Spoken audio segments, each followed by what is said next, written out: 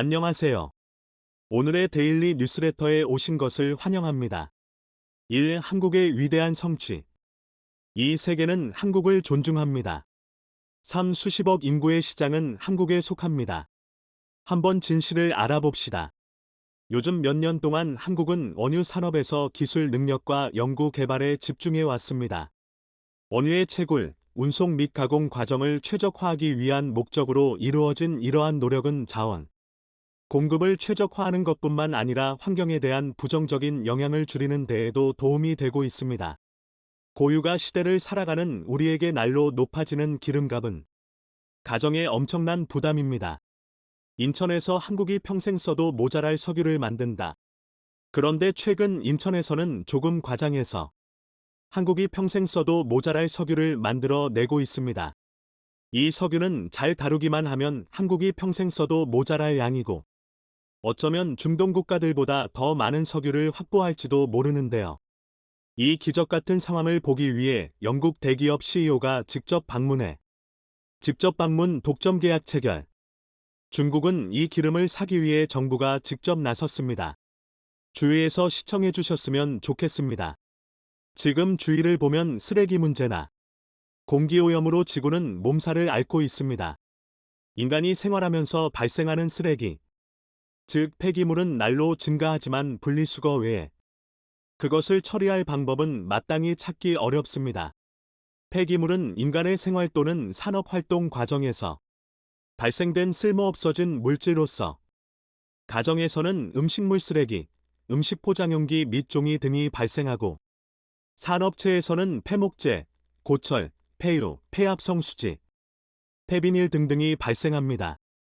환경부에 따르면 인간이 한평생 살면서 배출하는 생활 쓰레기가 무려 55톤에 이른다고 하는데 산업 구조가 고도화될수록 그 폐기물의 종류가 다양해지고 그 양도 기하급수적으로 늘었죠.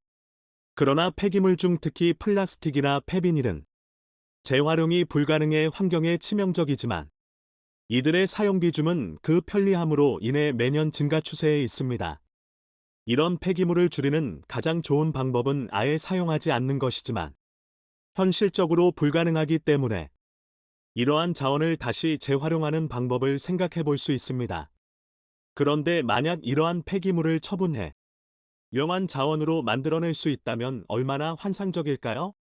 가령 폐기된 스마트폰에서 금을 추출해낸다든지 전기차 배터리를 폐기해 하얀 황금이라 불리는 리튬을 추출해낸다든지 하는 방식으로 폐기물을 재활용한다면 새로운 리듬을 채굴하기 위해 소요되는 금전적, 환경적 비용이 절약될 겁니다. 그런데 만약 절대 재활용이 불가능한 폐비닐이나 폐플라스틱을 녹여 석유를 추출할 수 있다면 어떨까요? 이건 천지가 개벽할 기술이 아닐까요? 그런데 이 기술을 한국의 한 중소기업이 세계 최초로 현실화시켰습니다. 최근 몇십 년 사이 탄소중립이라는 단어가 전 세계적인 화두로 떠올랐습니다. 대기 중 이산화탄소 농도 증가를 막기 위해 인간 활동에서 발생하는 배출량은 최대한 감소시키고 흡수량은 증대시켜 순배출량을 제로로 만드는 겁니다. 이산화탄소를 발생시키는 온실가스는 최대한 줄이고 어쩔 수 없이 배출되는 온실가스는 이를 포집하거나 자연에 흡수시켜 실질적인 배출량을 0분으로 낮추는 것을 탄소중립 넷제로라고 합니다. 이에 각 기업과 국가들은 탄소중립 실천을 위해 이산화탄소 포집, 저장, 활용 기술, CCUS 등 다양한 기술을 발전시켰지만 이제는 탄소중립을 넘어 새로운 자원 확보까지 가능해졌습니다. 영국의 쓰레기 처리 업체로 잘 알려진 세이비엔은 런던 증권거래소 AIM 마켓에 상장된 에너지 효율 기업입니다. 지난 2월 9일 리처드 페러스 회장은 영국에서의 모든 활동을 접고 한국에 귀국해 대뜸 인천을 찾았습니다.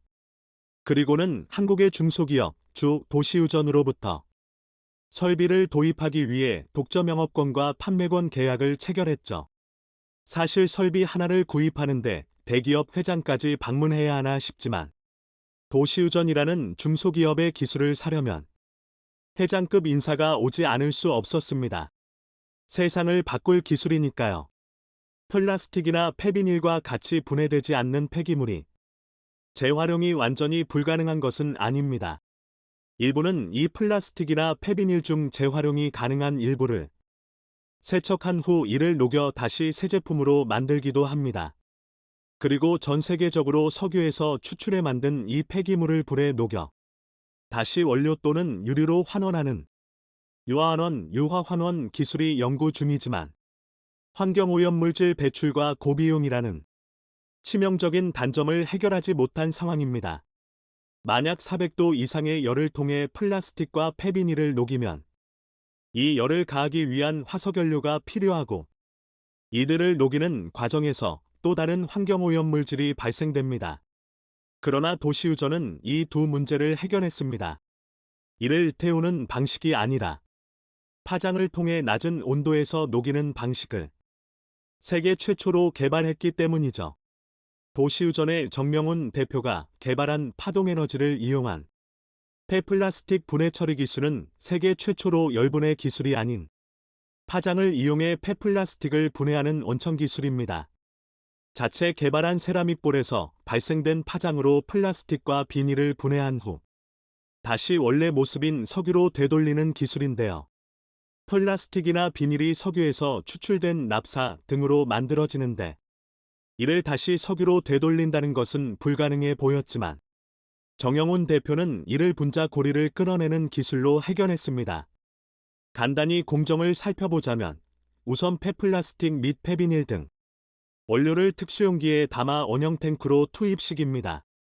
이 원형 탱크에는 특수 설계된 세라믹 볼로 잔뜩 채워진 설비가 장착되어 있습니다. 이 세라믹 볼이 중요한 도구입니다.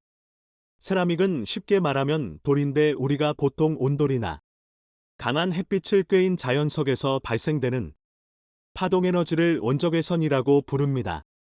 그런데 세라믹에 열을 가하면 세라믹 역시 원적외선을 발생시키는데 정영훈 대표는 이 파동을 석유화학 물질의 탄소결합 분자와 동일한 파장을 가진 에너지를 주사하면 플라스틱 분자 간 연결고리를 끊어낼 수 있다고 확신했습니다. 이러한 상상은 전 세계 많은 연구자들이 매달려왔으나 실패했고 정영훈 대표가 세계 최초로 이 파장의 비밀을 찾아내 다시 석유로 환원시키는 데 성공했습니다. 환경오염물질을 발생시키지 않아 지구를 지키면서 폐비닐 및 폐플라스틱 등 재활용이 불가능한 진파 폐기물에서 석유를 뽑아냈으니 이보다 더 훌륭한 기술은 찾아볼 수 없죠. 만약 이 기술을 고도화시킨다면 남한의 70배에 이르는 태평양 거대 쓰레기섬의 플라스틱을 전부 가져와 석유로 환유할 수도 있고 코로나 시대의 쓰나미처럼 밀려드는 플라스틱을 전부 석유로 되돌릴 수도 있습니다. 이렇게 환원된 석유는 산업화 시설에 재투자할 수 있기 때문에 어쩌면 유전보다 더 확실한 석유 확보 방법이 될 수 있습니다. 설사 그렇지 못하더라도 현재 방치된 쓰레기에 약 30%만 석유로 환원할 수 있다면 그 자체로 친환경입니다. 사실 정영훈 대표가 개발한 세라믹봉에서 방출되는 파장에너지, 원적외선을 이용한 폐플라스틱 환유환원 기술은 그에게 우연히 제기된 질문에서 비롯됐습니다. 한국의 한 열분해 회사가 생산한 기름이 굳어버리는 왁스와 현성을 세라믹 볼로 해결할 수 있는지를 도시유전에 문의해왔는다. 그의 아버지 정응재 씨는 세라믹 기술을 최초로 개발한 인물입니다. 이 기술의 모태는 선박용 연료 절감 장치인데요. 선박의 연료로 사용되는 중지류, 빈커시유를 세라믹 봉에서 발생되는 파장에너지에 노출시키면 순간적으로 경질유로 환원되는 원리입니다. 현재 부산에서 운행되는 많은 선박들이 실제로 이 연료 절감기를 장착해 연료비를 절감하면서 환경보호에 앞장서고 있는데요. 도시유전에서는 이 굳어버린 기름을 세라믹 파장을 이용해 액상화시키는 데 성공했고 동일한 테스트를 플라스틱에 시도한 결과 석유로 환유하는 데 성공했죠. 이 세라믹 파장을 발생시키기 위해서는 열을 세라믹 봉에 가해야 하는데 전체 공정에서 발생되는 온도가 300도를 넘지 않습니다. 원천적으로 환경유해 물질의 발생을 차단하기 때문에 400도가 넘는 기존의 열분해 방식과는 차원이 다른 기술인데요. 그래서 도시유전의 설비가 가동되는 공장에는 굴뚝 등 배출 설비가 없는 것이 특징입니다. 그런데 이런 의심이 들 수 있습니다. 과연 인천의 수도권 매립지 한 곳에서 추출된 석유를 실제 연료로 사용할 수 있느냐 말이죠. 지난 2021년 4월 이와 관련한 중요한 실험이 진행됐습니다. 한국중부발전과 글로벌 석유화학기업 인파이니엄은 도시유전에서 생산된 기름을 직접 수령해서 자체 품질 테스트를 진행했는데 결과가 놀라웠습니다.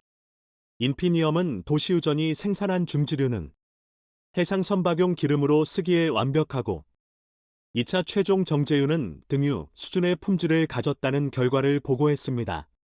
한국중부발전은 보일러 가동을 위해 해당 연료를 테스트한 결과 도시유전이 추출한 기름은 산업용뿐 아니라 선박용으로 쓰기에 적합하다고 직접 밝히기도 했는데요.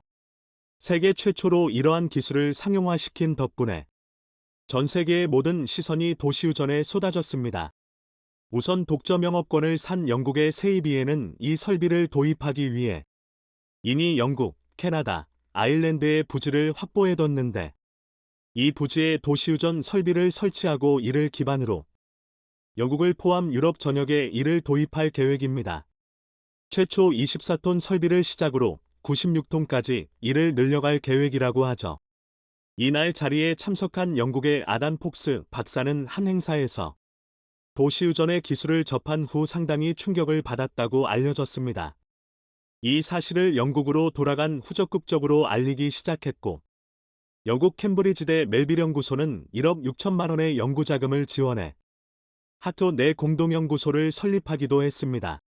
박사는 이 도시유전 기술은 이제 실증이 아니라 사업화로 추진할 단계에 이르렀다고 판단해 직접 세이비엔 회장을 데리고 방한했습니다. 뿐만 아니라 스위스에 본사를 두고 미국에서 환경사업을 진행 중인 IQ 인터내셔널 에이지와 합작으로 미국 시장도 진출할 계획을 모색 중이고 도시유전 설비로 최종 처리 후 남은 고형연료의 활용 가능성도 확보했습니다. 친환경 소재 개발 기업은 OCI가 이 고형연료를 가져가 분석한 후 또 다른 친환경 소재로 사용될 수 있는지를 치밀하게 연구 중입니다. 그러나 뭐니 해도 중국의 적극성이 남다릅니다. 중국 국무원 산하 중국통용기계공정유한공사는 중국 내에서 어마어마하게 쏟아져 나오는 폐비닐과 폐플라스틱 문제를 해결하기 위해 협력약정을 체결하기도 했습니다. 정영훈 대표의 인천 서구 수도권 매립지 공장에서는 매일 6톤의 폐플라스틱을 석유로 환원하고 있습니다. 이를 통해 매일 2,400, 5,400리터를 추출해내고 있죠. 생산량이 2배 가까이 차이 나는 것은 플라스틱 상태에 따라 수율이 다르기 때문입니다. 최소 40%에서 최대 90%까지 차이가 나니까요. 그가 개발한 플라스틱 및 폐비닐을 활용한 석유 환원 기술은 한국의 입장에서는 환경을 보호하는 유일한 방법이자 획기적인 석유 확보 방법입니다. 그동안 한국은 석유를 중동에 의존해왔고 세계적인 경제 흐름에 영향을 받아 휘둘려왔습니다. 지금 우리가 겪는 고유가 시대가 딱 그러한 상황이죠. 그러나 만약 이 기술을 고도화시키고 발전시켜 더 완성시킨다면 평생 써도 모자라지 않을 석유를 확보할 수 있지 않을까요? 최근 미국이 긴급으로 국가 비상사태를 선포했습니다. 한국이 말도 안 되는 일을 해내면서 그동안 미국이 굳게 쥐고 있었던 에너지 패권이 한순간에 흔들려 버렸기 때문인데요. 놀랍게도 한국이 그것도 기름 한 방울 나오지 않는 한반도에서 세계에서 가장 싼 기름을 초대규모 생산하기 시작했습니다. 이를 위해 한국이 공개한 엄청난 기술에 전 세계 언론들은 입을 다물지 못하겠다 라며 난리가 나버렸는데요. 지금부터 이 놀라운 내용 최고 수익률에서 여러분들에게 전해드리겠습니다. 조지 W. 부시 전 미국 대통령이 폭탄 발표를 했습니다. 누구도 예상 못한 그가 갑자기 한미 친선 비영리단체인 코리아 소사이어티의 연례 만찬에 깜짝 참석해 바이든을 향해 폭탄 발표를 했습니다. 2001년부터 2009년까지 제43대 미국 대통령을 지낸 조지 W. 부시는 놀랍게도 현재 미국에서 가장 막강한 파워를 지니고 있습니다. 사생활이 매우 깨끗하고 주변 사람들에 매우 친절할 뿐만 아니라 인간적인 매력이 넘치는 것으로 알려진 조지 부시. 실제로 그가 미국 대통령이던 당시 경북 안동시의 풍산고등학교를 방문하여 연설했는데 당시 풍산고등학생의 말에 따르면 경호원도 뒤로 물리고 학생들의 악수를 받아주었다고 합니다. 또한 2016년 공화당 경선에서 돌풍을 일으킨 도널드 트럼프나 그의 지지자들에 비하면 인종이나 종교 문제에 대해 훨씬 관용적인 모습을 보였는데요. 이렇게 모든 유색인종을 아우르는 모습과 주변 사람들의 매우 친절했던 덕분에 현재까지도 조지 부시는 공화당 내 권력 서열 상위 10명을 모두 자신의 편에 두고 가장 막강한 파워를 지니고 있습니다. 이 때문에 조지 W. 부시의 말 한마디 한마디에 미국 언론들뿐만 아니라 전 세계 언론들이 대대적으로 보도하고 있는데요. 놀랍게도 그가 최근 한국을 대신해 한국의 뒤통수를 친 바이든의 폭탄 발표를 했습니다. 그는 바이든이 저지른 한국 차별 정책이 얼마나 어리석은 짓인지를 강조하기 위해 한미 관계의 중요성에 대해 역설하며 미국 국민은 한국이 미국의 훌륭한 교역 상대라는 것을 정확하게 이해할 필요가 있다 라고 외쳤습니다. 조지 W. 부시는 자신이 대통령이었던 시절 한국과 미국이 최초로 FTA를 체결했다며 자신은 한국이 미국에 얼마나 중요한 존재인지 너무나 잘 알고 있다고 전했습니다. 이러한 차기 미국 대통령 후보이자 한국 사위로 불리는 호건도 바이든의 한국 전기차도 미국 정부가 한 대당 1,000만 원씩의 혜택을 똑같이 주어야 한다. 라는 내용의 촉구 서한을 보냈다며 아시아의 가장 강력한 동맹국에서 정의체계 지도자들이 반복해서 우려를 전해왔다. 라며 이를 전하기 위해 편지를 쓴다. 라고 전했습니다. 그는 IRA에 대해 바이든 정부가 전임 도널드 트럼프 전 대통령이 선호한 무역 정책을 밀어붙인다는 점에서 걱정이 앞선다 라며 이런 정책은 미국의 일자리를 위협하고 궁극적으로는 미국 내 소비자 물가를 밀어 올릴 수 있다 라고 지적했습니다. 호건은 서한에서 한국의 현대차를 사례로 들며 현대차는 5월 미국 생산시설에 55억 달러, 약 7조 6천억 원 이상을 투자하겠다고 발표했는데도 IRA의 세금 공제 대상에서 제외된다 라며 IRA로 인해 미국에 대한 외국 기업의 직접 투자가 지연되거나 이탈할 위험이 있다 라며 IRA의 부작용을 강조했습니다.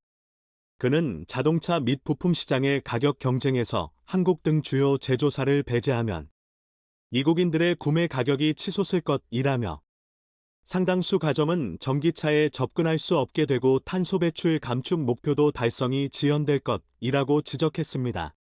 이렇게 유력한 차기 미국 대통령 후보에 이어 미국 내 사실상 권력 서열 1위라 불리는 조지 W. 부시까지 적극적으로 나서 한국의 뒤통수를 친 바이든을 공격하고 있는 이유는 그만큼 한국이 너무나 막강해지고 있기 때문입니다. 실제로 최근에는 한국이 전 세계 에너지 패권을 완전히 뒤흔들 만한 엄청난 기술을 공개하면서 난리가 나버렸는데요. 미국이 사우디를 제치고 세계 1위 산유국으로 등극한 것은 불과 10년 전부터입니다. 10년 전만 하더라도 사우디와 러시아가 미국보다 압도적으로 많은 양의 석유를 생산하며 전 세계 에너지 패권을 쥐고 있었는데요. 미국이 바로 세일 혁명을 일으키면서 이 두 국가를 단숨에 뛰어넘고 이들보다 압도적으로 많은 양의 석유를 훨씬 저렴한 가격에 생산하기 시작했습니다.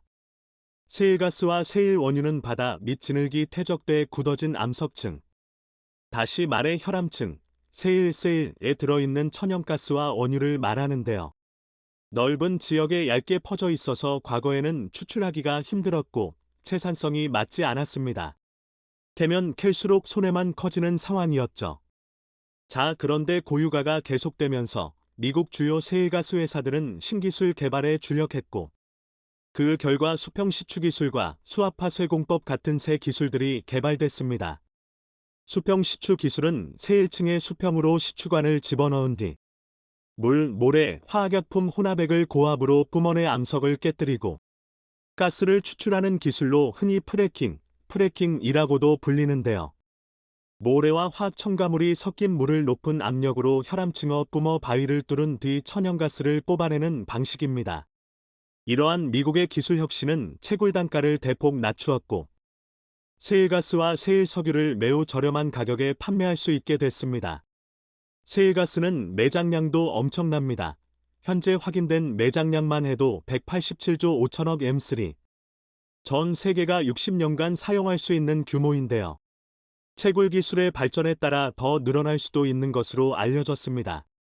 이렇게 전 세계 에너지 패권을 완전히 휘어잡으며 지난 수십 년 동안 세계 최강국으로 군림하던 미국. 하지만 최근 한국이 미국의 최강국 지위를 완전히 뒤흔들어 놓았습니다. 기름 한 방울 나오지 않는 한반도에서 대한민국이 세계에서 가장 저렴하면서도 지구 역사상 가장 친환경 기름을 생산해내는 꿈의 기술을 선보였고 즉시 상용화까지 시켜버렸습니다. 이에 전 세계 언론들은 한국에서 기름이 난다니 전 세계가 한국에 러브콜을 보내고 있다 라며 대대적으로 보도하기 시작했는데요. 해외 한 주요 외신은 한국이 버려진 플라스틱에서 석유를 생산해내는 궁극의 기술을 성공시켰다. 기적이 일어났다 라고 극찬했습니다. 네, 그렇습니다. 기름 한 방울 매장되어 있지 않은 한반도에서 한국이 석유를 생산한 방법은 바로 버려진 비닐과 플라스틱을 활용한 것이었습니다. 전 세계 어느 국가도 상상조차 하지 못한 방법인데요. 기름에서 비닐을 뽑아내는 과정을 거꾸로 돌리는 셈인데 기체로 변한 기름을 식히면 중질류와 경질류를 얻을 수 있습니다. SK이노베이션은 지난해부터 일부 정유 석유화학 공정에 플라스틱과 비닐에서 얻어진 원유를 원료로 투입하기 시작했고 현대오일뱅크는 국내 정유사 최초로 이렇게 만들어진 열분해유 국제 친환경 제품 인증을 취득하며 세계 시장 진출을 준비하고 있습니다. 노윤산 현대오일뱅크 정책지원팀 책임 매니저는 지난해 폐플라스틱, 열분해유를 공정 원료로 사용할 수 있도록 규제 샌드박스를 신청해 실증을 위한 규제 특례를 받았습니다. 다음 달까지 열분해유를 4,800톤까지 공정에 투입해 친환경 나프타를 생산할 계획입니다. 라고 전했습니다. 지금 화면에 보이는 이 폐비닐들은 인천 서구의 한 폐기물 처리 업장으로 라면 봉지, 음식물 포장용지 등 경기도 일대에서 나온 폐비닐 25톤이 압축된 채 정육면체 모양으로 쌓여 있는 모습입니다. 자세히 들여다보니 음식 잔해물이 남거나 형체를 알아보기 어려운 이물질이 묻은 폐비닐도 보였습니다. 연어 냄새가 뒤섞여 불쾌한 악취도 납니다. 그런데 이 엄청난 크기의 컨테이너 속으로 폐비닐들이 들어가 한국이 개발한 최첨단 열분해 과정을 거치고 화학 반응을 거쳐 불순물이 제거되면 놀랍게도 열분해유, 원유가 탄생합니다. 자, 그런데 아직 놀라기에는 이릅니다. 열분해 방식이 아닌 세라믹 촉매가 만든 파장 에너지로 석유를 만드는 기업도 등장했습니다. 설비 안에 들어간 라면 봉지가 비닐 부분은 기름으로 빠져나가고 알루미늄만 남았습니다. 열을 가하는 대신 전자레인지처럼 탄소 분자의 고리를 끊어 기름을 추출하는 방식인데요. 기술력을 인정받아 이미 세계 20여 개 나라에서 특허받았고 영국에는 수출 계약까지 마쳤습니다. 지구 환경에 최악의 물질로 꼽혔던 비닐과 플라스틱, 스티로폼 컵이 자연 분해되는 데 걸리는 시간은 50년. 일회용 기저귀는 450년, 낚싯줄은 600년이나 걸립니다. 자, 그런데 한국이 전 세계에 있는 모든 플라스틱을 지구 역사상 가장 친환경적인 석유 생산 원료로 모두 분해시켜버릴 것이라는 소식에 전 세계가 열광하고 있습니다. 특히 친환경의 모든 것을 건 유럽에서 가장 먼저 반응하고 있는데요. 생산 과정에서 아무런 환경 유해 물질조차 배출되지 않는 데다가 하루에 수백 톤의 폐플라스틱과 비닐을 원유로 재탄생시킬 수 있습니다. 게다가 더 놀라운 것은 미국의 세일 원유보다 더 저렴한 가격에 생산할 수 있다는 것입니다. 이에 영국을 시작으로 독일, 프랑스 등이 한국에 러브콜을 보내고 있고 영국은 이미 계약의 서명까지 마친 것으로 전해졌습니다. 이 속도대로라면 지난 수십 년 동안 미국이 거머쥔 세계 에너지 패권을 한국에 넘겨줄 날이 머지 않았습니다. 한국이 14억 인구 인도에서 대반전을 일으켜 일본이 충격을 받고 있습니다. 인도 장관이 한국을 향해 폭탄 발언을 했을 정도로 상황이 급변했기 때문인데, 이는 한국과 경쟁하던 일본 업체의 몰락을 예고한 것이라 외신에서도 근 이슈가 되고 있습니다. 한국으로 쏠린 인도의 시선. 무슨 일이 벌어졌는지 자세히 알아보겠습니다. 한국 내 무역 적자가 심화되는 가운데 새로운 희망으로 떠오른 품목이 있습니다. 자동차 수출이 호조를 띠면서 기타 산업의 부진을 어느 정도 커버하게 된 것입니다. 한국 경제는 반도체에 의존해 굴러가는 외발 자전거란 평가를 받아왔습니다. 하지만 자동차도 반도체에 버금가는 실적을 내면서 또 다른 바퀴 역할을 하고 있습니다. 2월 한국의 주요 수출품을 보면 반도체가 42% 감소한 상황에서 자동차는 오히려 47% 증가하며 무역수지 적자폭을 줄이는 데 크게 기여했습니다. 특히 전기차는 82% 급증한 상황입니다. 2월 자동차 수출은 56억 달러로 반도체 59억 달러의 덕미까지 추격했는데, 이는 전 세계적으로 한국차의 인기가 크게 몰라서고 있기 때문입니다. 미국은 우리나라 수출 자동차의 40%를 가져가고 있습니다.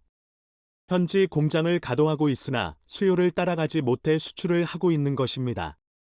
미국이 IRA로 전기차의 타격을 주려 했지만 전체 수출을 막지는 못하고 있습니다. 현대차와 기아는 2월 기준 미국에서 역대 최다 판매를 기록했습니다. 총 12만 2천 대를 팔아 작년 동월 대비 16%가 증가한 상황입니다. 반면 도요타는 2.4% 감소했고 혼다 또한 1.4% 줄어들었죠. 다만 미국 내 보조금 지급 문제가 생기면서 전기차 수출은 14% 정도 감소했는데, 그럼에도 기타 차량에서 이를 극복해내 무역 수지에 큰 힘이 된 상태입니다. 현대차는 일본 내에서도 또 다른 신차를 선보이려 하고 있습니다. 소형 SUV 코나의 전기차 모델을 일본에 수출하려는 움직임을 보인 것입니다. 지난해 수소차 넥소와 아이오닉 5를 선보인 데 이어 세 번째 일본 시장 공략입니다. 최근 일본 도로에서 테스트 중인 코나 신규 모델이 포악되기도 했습니다. 현대차그룹의 글로벌 자동차 공장은 전 세계 주요 국가에 포진해 있습니다. 미국, 인도, 터키, 체코, 러시아, 브라질 등입니다. 그런데 일본이 두려워할 만한 변화가 생긴 곳은 바로 인도입니다. 인도 상무부 장관은 28일 현대 기아차 때문에 무역 적자가 증가했다는 한탄을 했습니다. 자동차 산업은 100% 현지화를 달성해야 하는 산업으로 현대차와 기아는 기대에 못 미친다는 발언을 한 상황입니다. 인도에 공장이 있다 해도 부품 등을 한국에서 도입해 무역 적자가 커졌다는 것입니다. 한국이 인도와 맺은 FTA 혜택을 누리며 자동차 관련 수입을 계속하고 있고, 이들이 인도 투자를 충분히 하지 않은 결과 무역 적자에 시달린다고 언급했습니다. 이렇게 푸념을 한 이유는 현대차그룹이 1위 일본 업체를 따라잡을 정도로 인도 시장 내 성장이 가파르기 때문입니다. 인도는 현지에 공장을 지어 제조업 경쟁력을 강화하고 지역 일자리도 창출하길 기대하고 있습니다. 그렇다고 현대차가 인도에 투자를 안 하는 것도 아닙니다. 현대차는 1996년 인도에 진출한 바 있습니다. 1998년에는 인도 남부 챈나이에 현지 공장을 건설해 본격 사업에 합수했습니다. 그리고 2008년째 이 공장을 준공하기도 했습니다. 기아 또한 2019년 인도에 생산 공장을 지었습니다. 2018년에는 인도에 독립적인 권역본부를 세울 정도로 집중 지원을 한 상황입니다. 현대차는 철저히 현지 문화와 정서를 발판 삼아 인도 시장을 공략해 왔습니다. 1990년대 후반 현지에 처음으로 내놓은 전략형차 상트로가 대표적입니다. 상트로는 인도의 도로 사정과 터번 문화를 분석해 그들의 마음을 사로잡았습니다. 인도에서는 경차의 인기가 높았는데 터번을 쓰면 몸을 웅크려야 합니다. 도로 사정도 나빠 일반 수입차는 차체 바닥이 망가지는 문제까지 있습니다. 이에 현대차는 내수용 아토스를 상트로로 변신시켰고 차체를 높였습니다. 그 후 현대차의 인도 시장 점유율은 15%로 치솟았죠.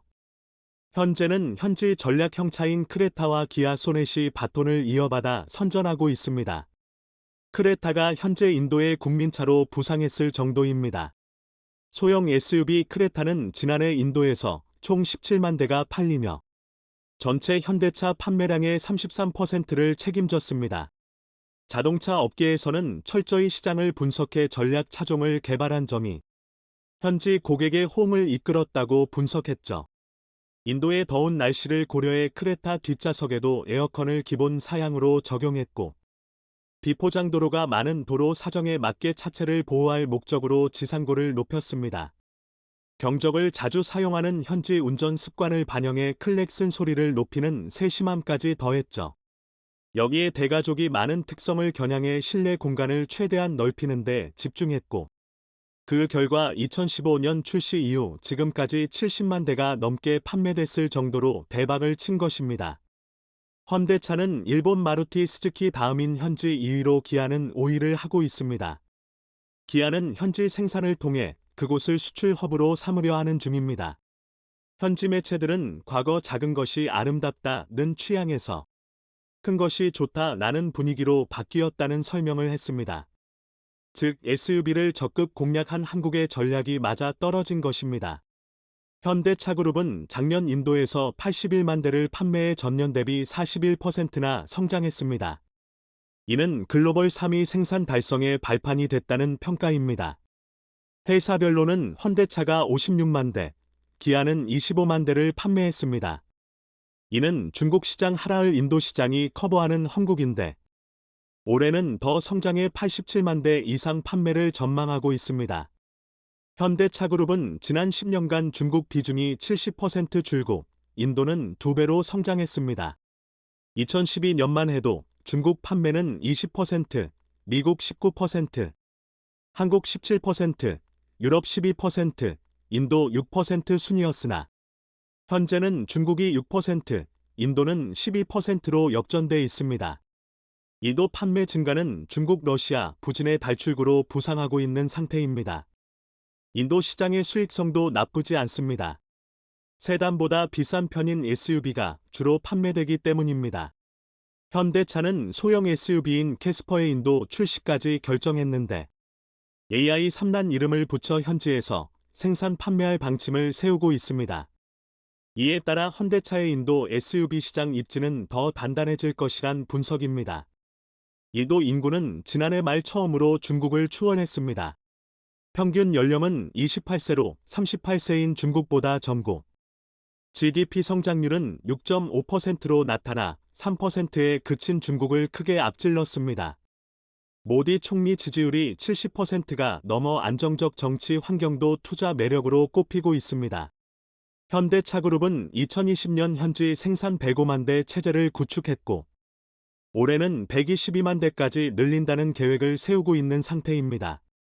특히 현대차 첸나이 공장은 올해 안에 82만 대로 확대한다는 방침입니다. 올 초 분위기도 상당히 양호합니다. 현대차와 기아는 1월 기준 인도 시장에서 역대 최다 판매를 달성했습니다. 현대차는 13% 증가한 5만 대를 팔았고 기아도 2만 8천 대, 48% 증가를 판매했습니다. 이는 인도 시장 내 2위와 5위에 해당하는 판매량입니다. 합산 점유율은 22.6%로 지난해 동기보다 1.5%포인트나 상승했습니다. 14만 7천 대를 판 마루티 스즈키가 42% 점유율로 1위를 했지만 과거 80%대 점유율에서 반토막이 났을 정도로 몰락 중에 있습니다. 이는 인도 장관이 우려했을 만큼 한국차의 성장이 빠르기 때문입니다. 마루티 스즈키는 1981년 일본 자동차 제조사 스즈키가 인도와 합작법인 형태로 만든 회사로 인도에서 연간 200만 대 이상을 판 적도 있습니다. 일본 내에서는 도요타, 닛산, 혼다에 밀린 사약 수준이지만 여전히 10대 자동차 회사의 이름을 올릴 수 있는 것도 인도 시장 점유율 때문입니다. 그런데 최근 현대차 그룹이 이를 끌어내리고 있는 것입니다. 현대차는 인도 현지형 전기차 크레타 EV 출시까지 준비하고 있습니다. 최근 테스트 차량 2대가 도로를 주행하는 모습이 포착되기도 했습니다. 2025년 하반기부터 공식 판매를 시작할 계획입니다. 연간 2만 5천 대 판매를 목표로 하고 있으며 같은 해 출시 예정인 마루티 스즈키의 중형 전기 SUV와 정면 승부를 펼치게 될 것이란 분석입니다. 하지만 현재 크레타의 인기가 대단해 한국의 승리를 예견하는 곳이 많습니다. 현대차가 인도 전기차 시장 공략에 집중하는 이유는 높은 성장성 때문입니다. 인도 전체 시장에서 전기차는 1% 미만 점유율을 보이고 있지만 인도 정부는 2030년까지 30%대로 올리겠다는 계획을 세우고 있습니다. 2030년 인도의 전기차 시장 규모는 194조 원에 달할 것이란 분석입니다. 지난해 인도 자동차 시장 규모는 420만 대로 세계 3위로 급성장했습니다. 그런데 2030년이 되면 연간 1,300만 대에 육박할 전망입니다. 14억 명에 달하는 인구수와 중산층의 성장으로 신차 판매량이 매년 증가하고 있기 때문입니다. 현대차그룹은 인도 전기차 시장을 주도하기 위해 1조 원에 달하는 대규모 투자를 결정했습니다. 현대차는 2028년까지 6천억 원을 투자하고 기아는 3천억 원을 투입할 예정입니다. 인도 장관의 우려에 앞서 먼저 움직인 것입니다. 12월 말부터는 아이오닉 5를 현지에 공개하고 사전 계약을 하기도 했는데 연간 목표치 250대를 훌쩍 넘는 650대의 실적을 올린 것으로 알려졌습니다. 인도 첸나이 공장에서 부분 조립 방식으로 만들고 있는 상황입니다. 캐스퍼 또한 인도에서 전기차로의 출시도 준비하고 있습니다. 현대차는 인도 주요 고속도로를 따라 초고속 충전소를 설치하고 있으며 지난달 1일 설치를 완료한 2개 충전소를 일반에 공개하기도 했습니다. 크게 놀란 스즈키가 연이어 투자를 결정했는데 2030년까지 전기차 연구개발과 설비 투자 등에 약 19조 원을 투입하고 이 중 4조 7천억 원은 배터리 관련 사업에 쓰겠다고 밝혔습니다. 도요타와 공동으로 전기차를 개발해 2025년 출시하겠다는 계획입니다. 하지만 도요타 또한 전기차에서 밀려 있어 통반 몰락 가능성이 높아지고 있습니다. 작년에 도요타가 야심차게 내놓은 BZ4X 전기차 모델은 타이어가 떨어져 나가는 망신을 당하기도 했죠. 인도 정부는 전기차 산업을 키우기 위해 수입 관세를 세계 최고 수준으로 인상했습니다. 4월 1일부로 자동차 수입 관세가 인상되는데 전기차와 이륜차에도 기존보다 10% 오른 70%가 적용됩니다. 반제품 조립 CKD 방식으로 생산하는 차량은 기존 30%에서 35% 올라갑니다. 내년 선거를 앞두고 모디 총리가 메이드 인 인디아 캠페인에 박차를 가하면서 글로벌 완성차 업체들을 유치하기 위한 초강수를 텄다는 분석입니다. 현대차는 2030년까지 17종 이상 전기차 라인업을 구축해 점유율 7%, 187만 대를 달성하겠다는 목표를 세우고 있습니다. 인도 시장에서는 전기차 6개 라인업을 준비하고 있습니다. 한국은 14억 인구 인도에서 일본을 밀어내고 선전하길 바랍니다. 시청해 주셔서 감사합니다.